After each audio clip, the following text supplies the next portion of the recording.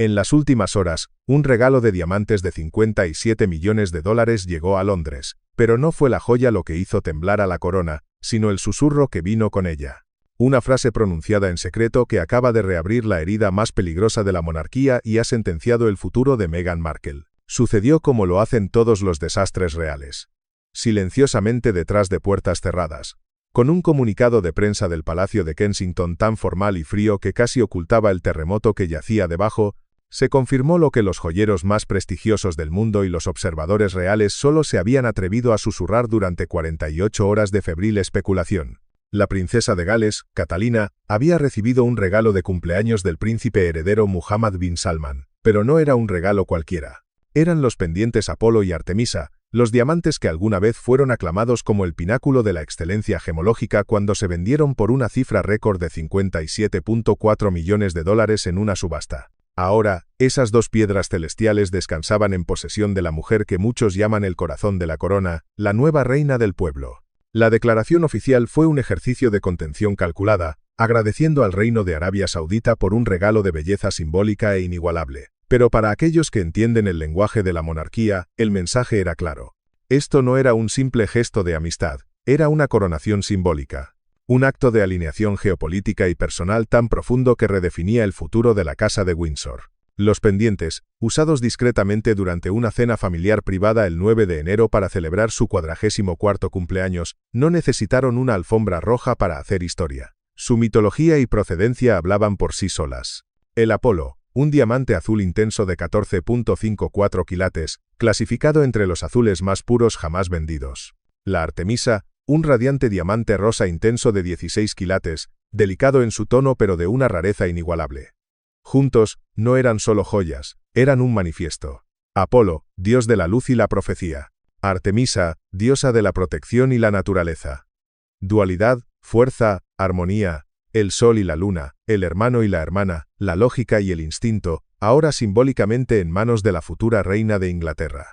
El palacio lo llamó un reflejo del respeto compartido por la herencia y el honor, pero la verdad era mucho más cruda. Era una declaración de lealtad, no entre naciones, sino entre un futuro rey de Oriente Medio y la mujer que él veía como la única figura estabilizadora en una monarquía europea en crisis. Mientras el rey Carlos se recuperaba y el príncipe Guillermo se concentraba en modernizar la institución, este gesto desde Riad no era ornamental, era político. Era un voto de confianza depositado no en el monarca actual, sino en su sucesora. Era un reconocimiento de que, mientras otros habían intentado tomar la corona por asalto con titulares y entrevistas explosivas, Catalina la estaba ganando con un servicio silencioso y una dignidad inquebrantable. Y en el silencio que siguió a la noticia, una pregunta resonaba en los pasillos de Westminster a Montecito: ¿qué significa cuando un príncipe extranjero unge a una princesa con un regalo más valioso que algunas de las propias joyas de la corona? Significa que la guerra por el legado de la monarquía ha comenzado. Y la primera batalla se acaba de ganar sin disparar un solo tiro.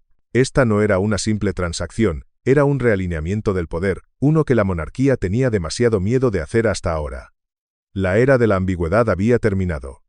La era de Catalina había comenzado. La llegada del príncipe heredero Muhammad bin Salman a Londres se produjo envuelta en un velo de discreción casi impenetrable. No hubo fanfarria, ni comitivas oficiales esperando en la pista. Su avión aterrizó en un aeródromo privado, lejos de los teleobjetivos de la prensa.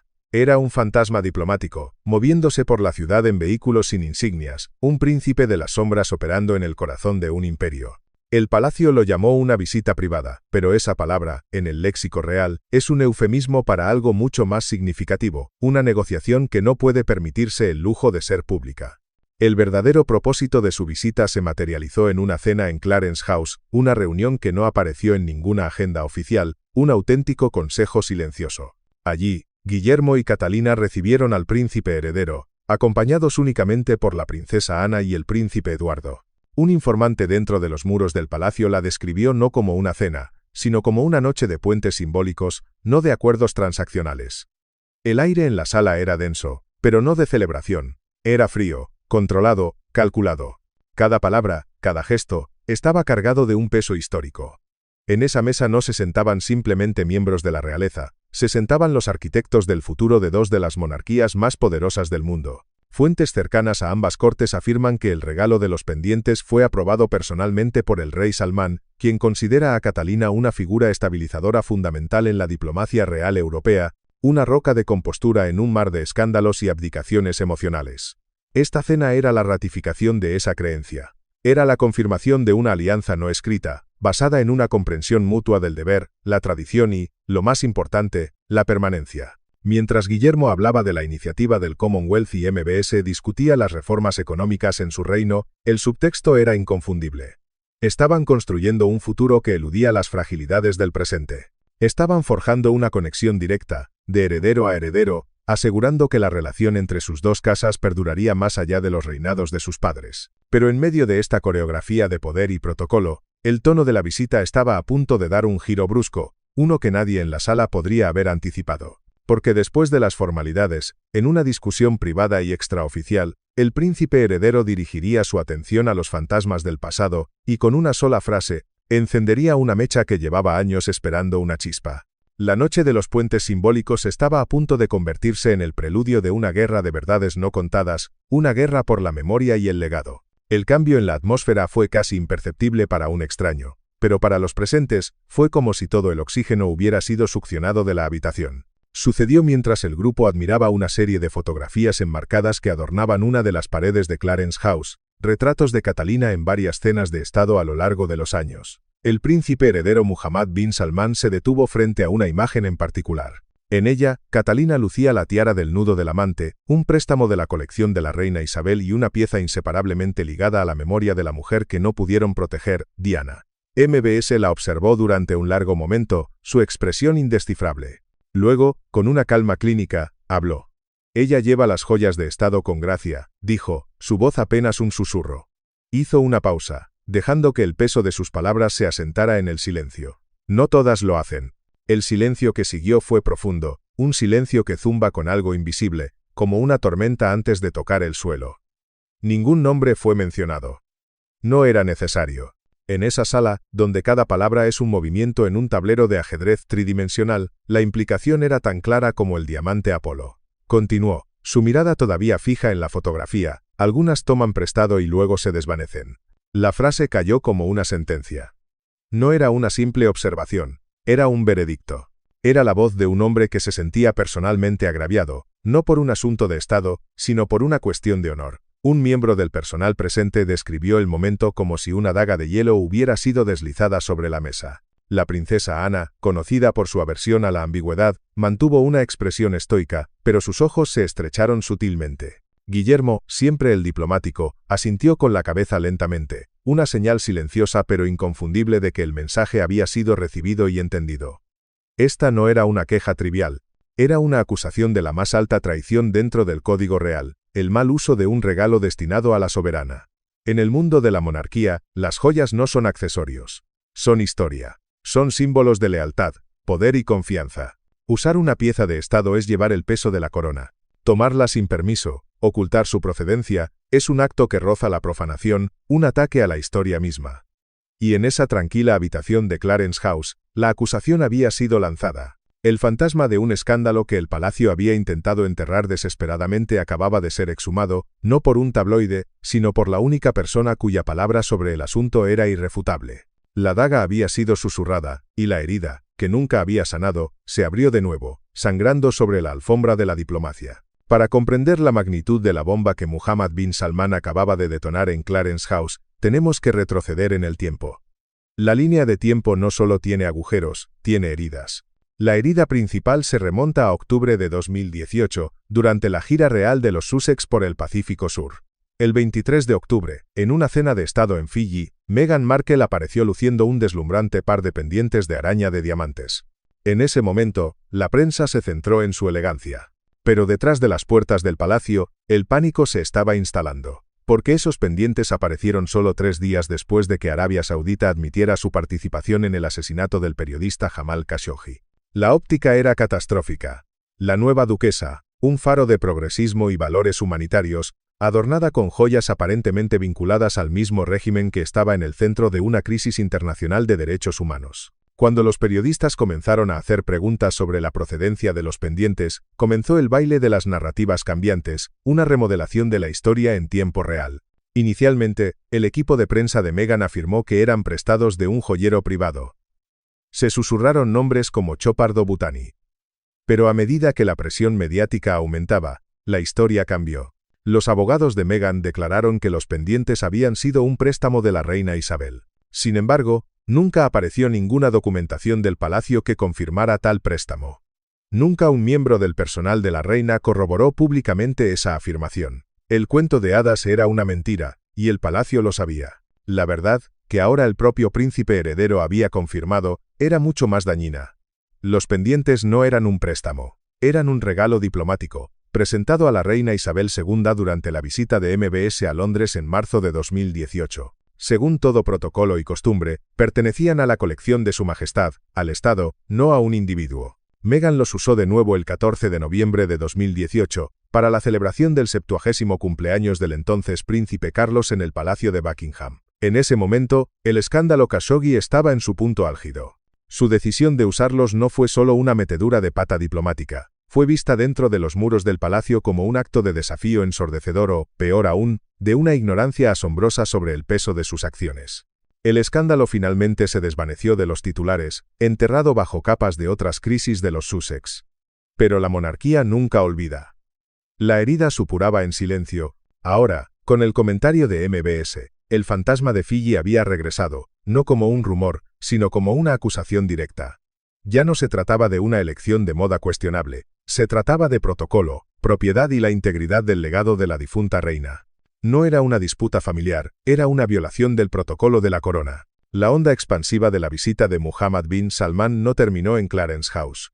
Días después de su partida, fuentes del palacio confirmaron una noticia que envió un escalofrío por la espina dorsal de la maquinaria de relaciones públicas de los Sussex.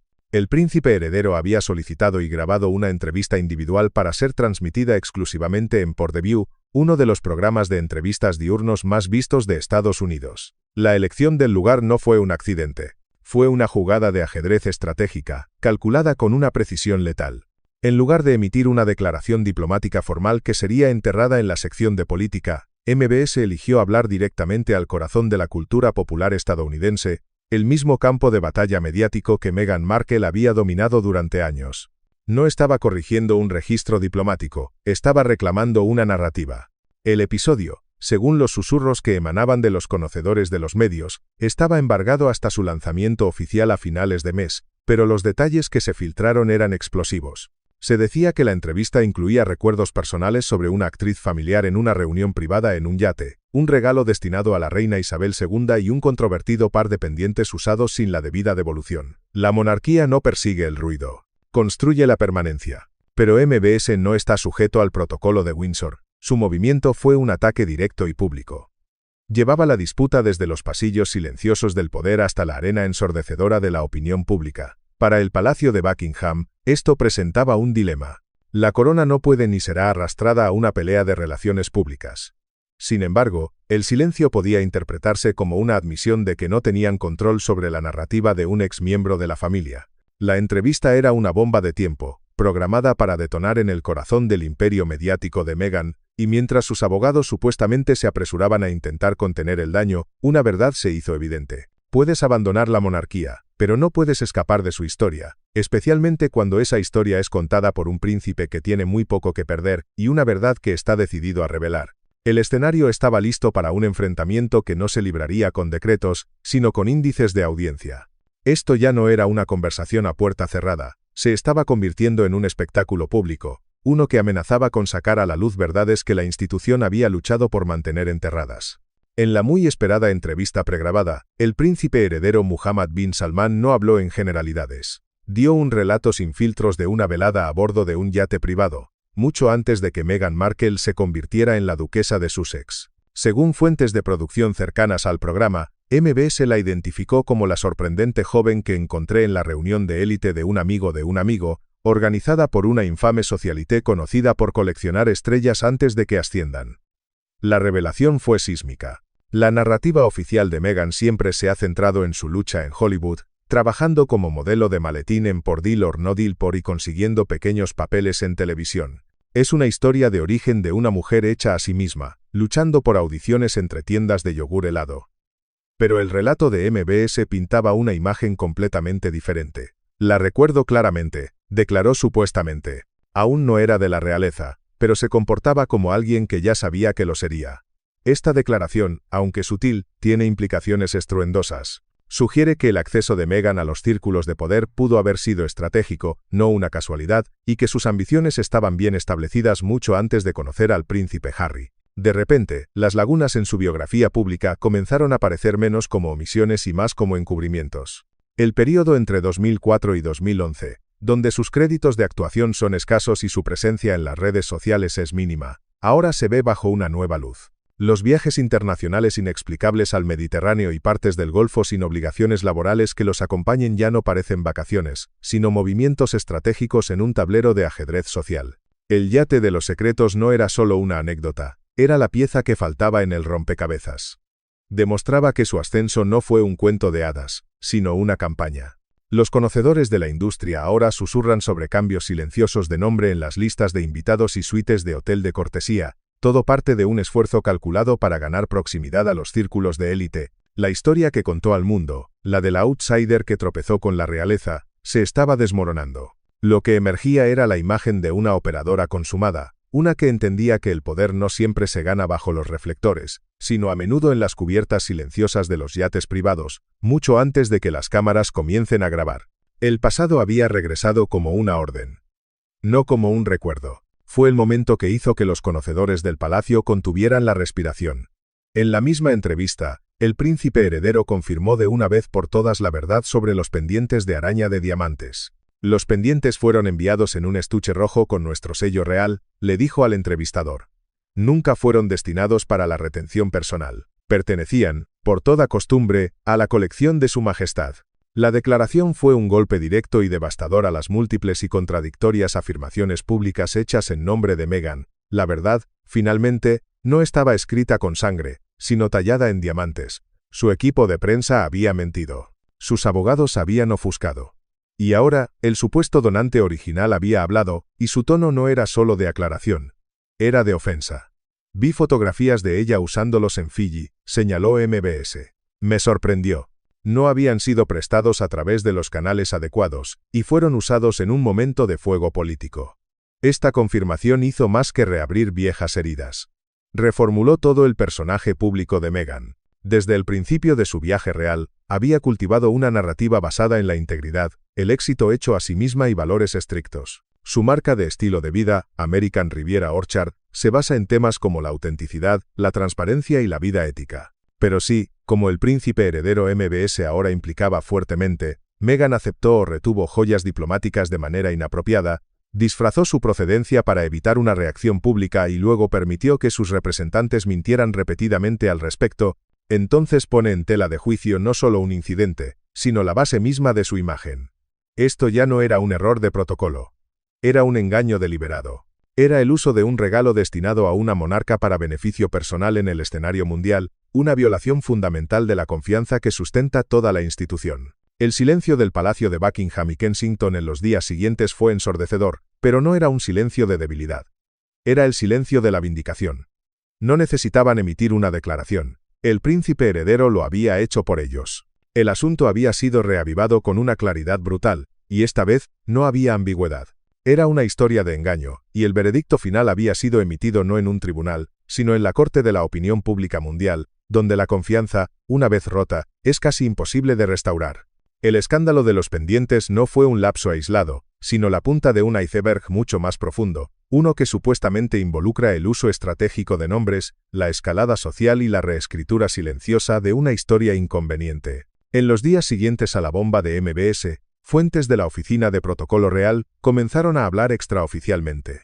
Un ex asistente afirmó que a principios de abril de 2018, semanas antes de la boda real, una princesa saudí recibió un mensaje de alguien que decía actuar en nombre de la duquesa de Cambridge, pidiendo prestado un par de pendientes ceremoniales para un próximo evento. El mensaje era inusualmente informal, sin pasar por los canales oficiales, sin firmas, sin sellos. Pero la redacción y el estatus implícito daban la impresión de una autorización directa de la propia Catalina. La princesa saudí, desconocedora de la estricta jerarquía de la corte británica, accedió. Creíamos que estábamos honrando una tradición.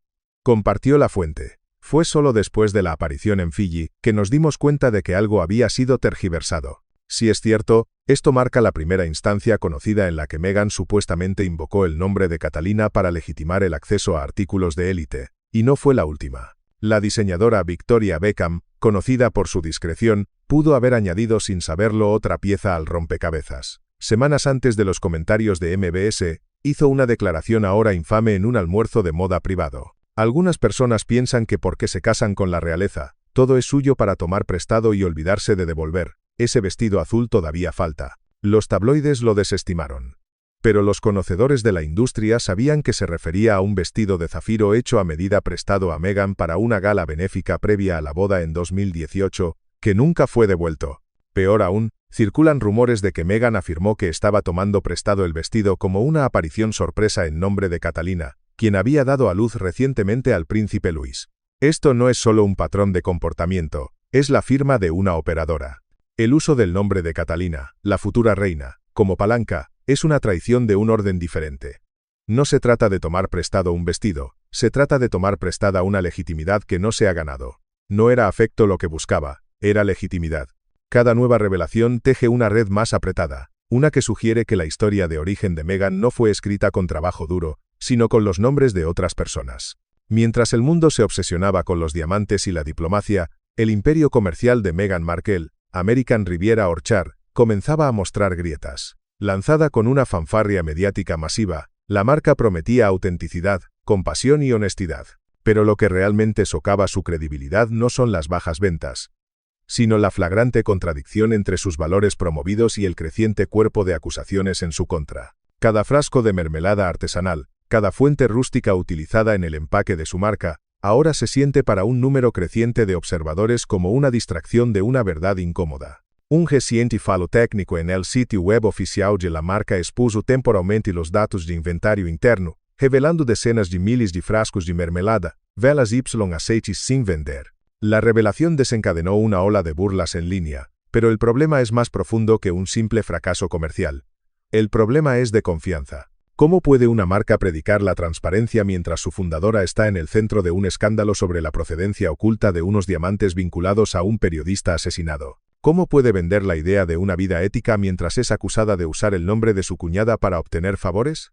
La marca no es solo un negocio, es la encarnación de la narrativa post-real de Meghan, una narrativa que ahora se desmorona bajo el peso de sus propias contradicciones.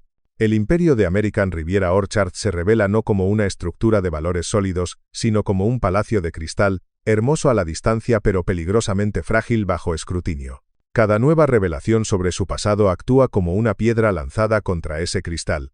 Y ahora, el sonido de la fractura es inconfundible. El público está empezando a darse cuenta de que la autenticidad no se puede empaquetar y vender. Debe vivirse. Y la creciente brecha entre la marca Meghan y la mujer Meghan amenaza con hacer añicos todo el edificio.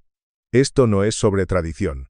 Se trata de confianza. Y la confianza debe ganarse, no puede ser simplemente comercializada. Mientras el mundo de Meghan parecía resquebrajarse, el de Catalina alcanzaba alturas sin precedentes. Tras el regalo de los pendientes Apolo y Artemisa, los medios de comunicación saudíes la elogiaron como un símbolo de armonía intercultural. Los observadores reales del Golfo comenzaron a referirse a ella como la emira de Occidente, un guiño tanto a su gracia como a la delicadeza diplomática que ha demostrado en los últimos años.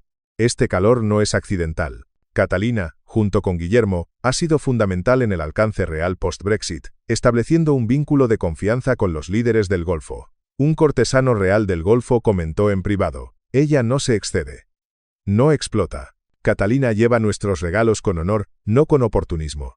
El comentario, ahora circulando entre los conocedores de los medios, es visto como un contraste directo con Meghan, cuya implicación con las joyas de origen saudí se considera cada vez más insensible culturalmente y torpe diplomáticamente. Catalina se ha convertido en el arma secreta de la monarquía, la encarnación de un poder blando que es mucho más eficaz que cualquier titular de tabloide.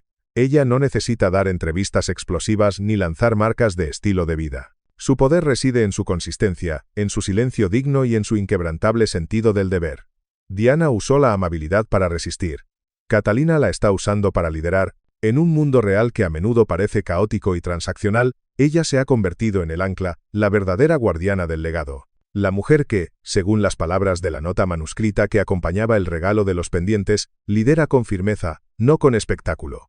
Esa carta, dicen los de dentro del Palacio de Kensington, ha sido enmarcada y colocada en el despacho privado de Catalina. No hay necesidad de titulares.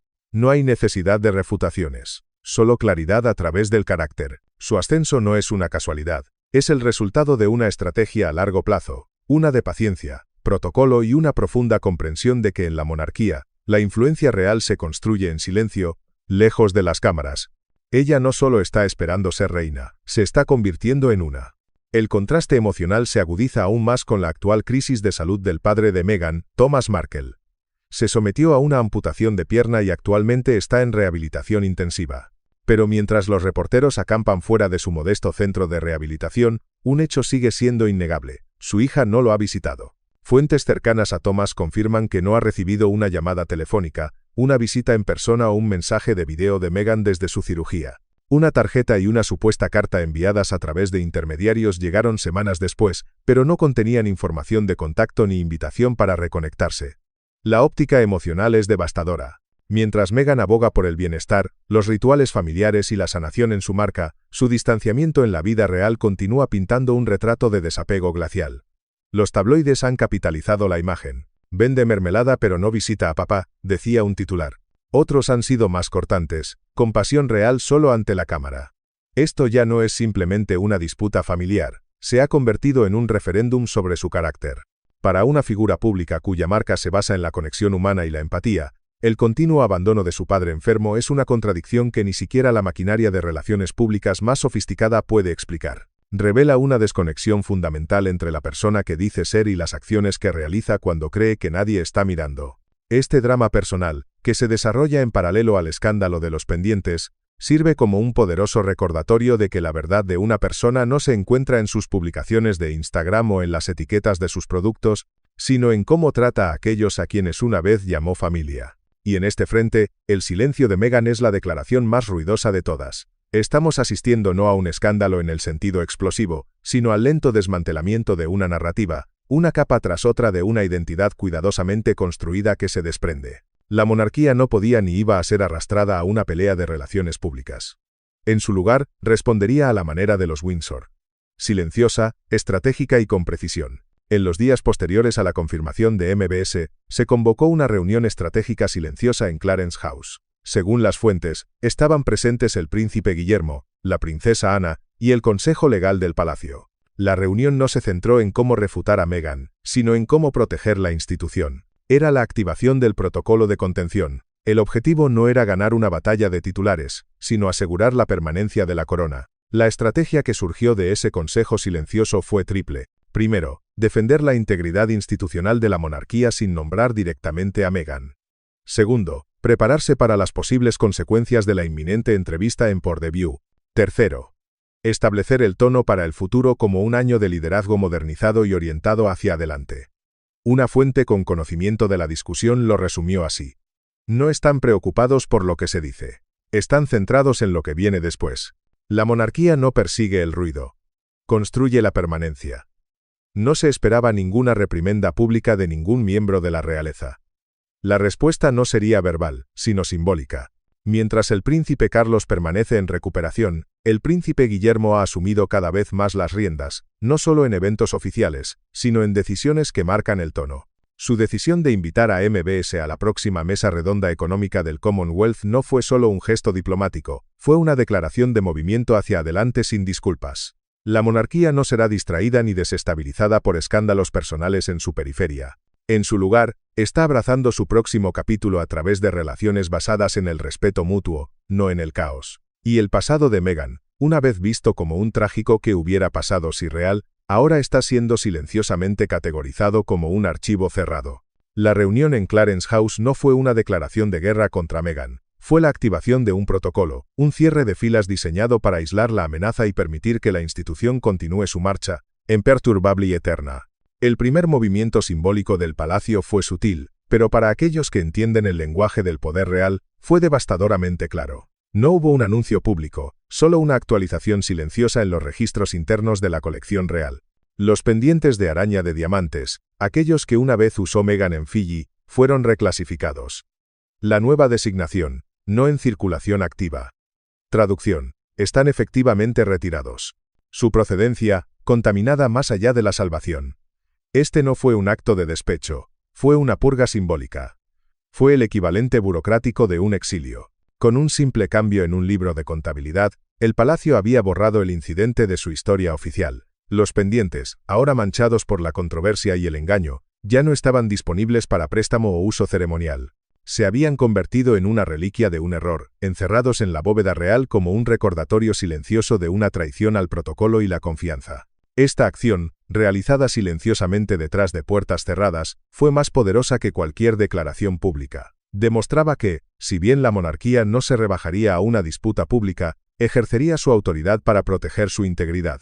El legado de Meghan, al menos en lo que respecta a la colección real, acababa de ser editado. Los pendientes ya no eran parte de la historia viva de la corona, eran un artefacto de una lección aprendida. Y en el silencio de esa reclasificación, se emitió un veredicto final. Algunas ofensas no se perdonan, simplemente se eliminan del registro. No fue una purga legal, fue una simbólica. Y para la monarquía, el simbolismo siempre lo ha significado todo. Mientras tanto, en Nueva York, los productores se preparaban para lo que podría ser la transmisión más legalmente sensible que el programa ha emitido en una década. Según fuentes internas, el segmento pregrabado con el príncipe heredero MBS incluye al menos 2 referencias directas a Meghan Markle por su nombre, y 3 menciones a su reputación de tomar sin preguntar. El departamento legal de la cadena está actualmente en negociaciones con los abogados de los Sussex, pero a menos que se bloquee en el último momento, el mundo está a punto de escuchar a MBS, sin censura y en el registro. El último día de enero, como se esperaba, pero aún con un impacto palpable, The View emitió su entrevista exclusiva. A pesar de una cuidadosa investigación legal, el segmento fue implacable. Cuando se le preguntó directamente si Meghan Markle había solicitado o retenido un regalo diplomático destinado a la reina Isabel II, MBS respondió: sí, estaba destinado a su majestad, pero fue usado sin coordinación y no fue devuelto como se esperaba. Al principio no hubo resentimientos, pero cuando la verdad se remodela en algo que nunca fue, eso se convierte en un problema. La habitación se quedó en silencio. No hubo teatro, no hubo adornos, solo una corrección tranquila a una narrativa una vez defendida ferozmente. En cuestión de horas, hashtags como Erringgate y Borrowed Crown se hicieron tendencia a nivel mundial. El sentimiento público, que una vez se había congregado detrás de la historia de la desvalida de Meghan, se transformó en algo más frío, no odio, sino desilusión. El veredicto no provino de un tabloide británico, sino de la fuente original, entregado con calma en la televisión estadounidense, fue irrefutable. 72 horas después de la transmisión, las fuentes confirmaron que un importante socio minorista se retiró silenciosamente de un acuerdo de licencia con American Riviera Orchard. La narrativa del estilo de vida compasivo ahora chocaba con una dura realidad. Cuando se la presionó, Meghan eligió el silencio en lugar de la verdad, la imagen en lugar de la responsabilidad. Incluso algunos de sus antiguos partidarios comenzaron a hacer preguntas difíciles. Si realmente valora la honestidad, ¿por qué la historia cambiante de los pendientes?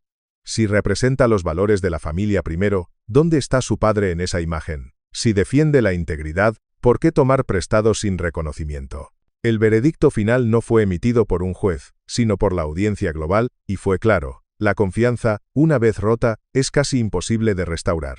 La paz de la monarquía había sido rota, pero en el silencio que siguió, una verdad persistió. No todas las heridas están destinadas a sanar. Mientras todo esto se desarrollaba, la princesa Catalina no dijo nada, no hizo nada, no concedió entrevistas ni publicó declaraciones seleccionadas. Simplemente, usó los pendientes Apolo y Artemisa una vez más. Esta vez, en una cena benéfica tranquila en Oxfordshire, rodeada de niños en recuperación de cáncer y familias que habían perdido a sus seres queridos. No hubo anuncios, no se permitieron cámaras, pero la imagen se filtró, su sonrisa suave, las gemas brillando bajo la luz tenue. Y así, la historia no necesitó ser defendida. Habló por sí misma. En el acto final, el más poderoso de todos, el Palacio de Kensington actualizó el archivo digital de las colecciones reales. En la mañana del 1 de febrero, apareció una nueva entrada en la categoría de regalos modernos, pendientes Apolo y Artemisa. regalo del Reino de Arabia Saudita a Su Alteza Real la Princesa de Gales, enero de 2026. Debajo, una breve nota. Exhibidos con permiso real para la educación internacional sobre artesanía, diplomacia y simbolismo cultural. Fue un contraste suave e inconfundible. Un nuevo capítulo, registrado públicamente, un legado asegurado. Mientras tanto, no existe tal registro para los pendientes que Meghan usó una vez. Su historia sigue siendo no oficial, sumida en la contradicción, relegada a los susurros y a un exilio silencioso en la bóveda. Al final, esto nunca fue solo sobre diamantes. Fue sobre lo que representaban. ¿Quién eres cuando nadie está mirando? ¿Qué haces con el poder prestado? Si tomas o das. Catalina ahora lleva un regalo que honra su integridad. Meghan carga con un silencio que redefine su mito. Y la corona, perdura. No por la fuerza, sino por una verdad silenciosa y consistente. Porque como el mundo acaba de ver, los títulos se pueden reclamar, pero la confianza debe ganarse. Y la historia no recuerda quién llevaba la corona. Recuerda quién se la ganó.